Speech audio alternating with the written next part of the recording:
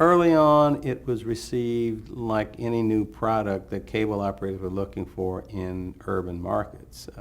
They wanted to get a franchise, and to get a franchise, you had to offer more programming.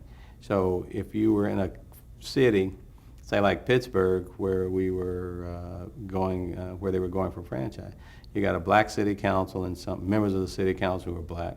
You got a strong black community. And it was very important for the cable operators vying for that franchise to be able to say to the city council people, not only do we have HBO and ESPN and MTV, but we also got BET because they're looking for that black vote for their franchise. So everybody wanted to add BET in their urban markets. And at that time also, the programming was free. So it was an easy decision. You know, the cable operators weren't paying for it. We were giving it to them free in return for the distribution, which we would sell advertising.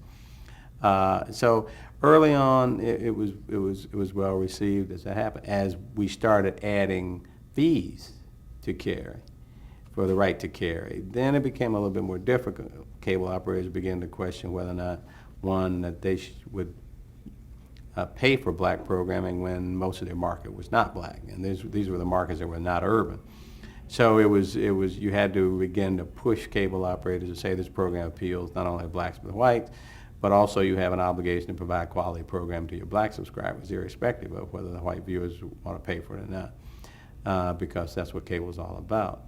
So it's a battle that we had to fight later on because we were charging, and later on because some cable operators felt that they didn't want to pay for it, and so BET sort of grew slower than some of the companies that started at the same time, because of that kind of reaction by some cable operators to carrying black programming in a market that may be 95% white.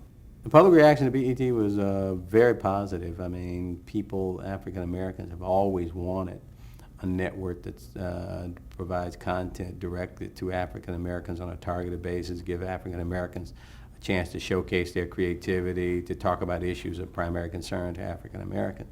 So it was totally well received. It was received by the press as something important because it was a diversity issue. Politically, it was considered an important thing to do. And so it came about with a great reception for what it could be and what it could provide.